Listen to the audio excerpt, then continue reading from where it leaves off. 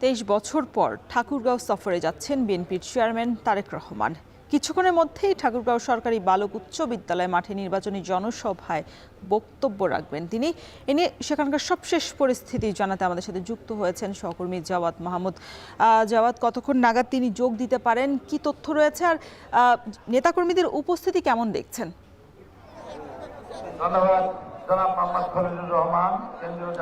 লাইবা, এই 2 দশক পরে যখন তারেক রহমান আসছে, স্বভাবতই বিএনপির এখানে দ্বিতীয় সর্বোচ্চ নেতা বিএনপি মহাসচিব মির্জা ফখরুল ইসলাম আলমগীরের এটি সংসদীয় আসন। সেই জন্য এখানকার যারা বিএনপি নেতাকর্মী রয়েছে, পাশাপাশি যারা সমর্থক রয়েছেন, তাদের মধ্যে একটি আলাদা উচ্ছ্বাস উদ্দীপনা লক্ষ্য করা যাচ্ছে। এবং আপনি যে বিষয়টি জানতে চাচ্ছিলেন যে এখানে লোক সমাগম কেমন হয়েছে, আমরা দেখছি যে এই জেলা স্কুলের যেটি হাই স্কুল মাঠ বলা হচ্ছে, অর্থাৎ সরকারি বালক উচ্চ বিদ্যালয় বড় মাঠ হিসেবে পরিচিত, এখানে ইতিমধ্যে মাঠটি কানায় কানায় পরিপূর্ণ হয়ে গিয়েছে। সকাল থেকে আমরা যখন এখানে এসেছি এই মাঠে, তখনই দেখছিলাম ধীরে ধীরে এই যে 5টি উপজেলা রয়েছে ঠাকুরগাঁয়ের, 5টি উপজেলা থেকে বিএনপির কর্মী সমর্থকরা তারা ধীরে ধীরে জড়ো হচ্ছিল। এবং একই সাথে শুধু আজকে ঠাকুরগাঁয়ের 3টি সংসদীয় আসন নয়, পাশাপাশি আরও 3টি বিশেষ করে পঞ্চগড়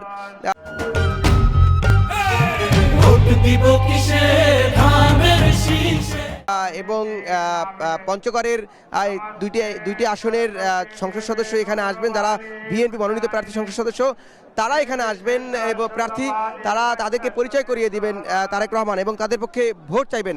পাশাপাশি ঠাকুরগাঁওবাসী তারা যেহেতু তারেক রহমান আসবেন এবং যদি বিএনপি সরকার গঠন করতে পারে, তাদের কাছে দাবি জানাবেন ঠাকুরগাঁওবাসী যে এখানে যেই বন্ধ বিমানবন্দরটি রয়েছে সেটির জন্য পুনরায় চালু করা হয়।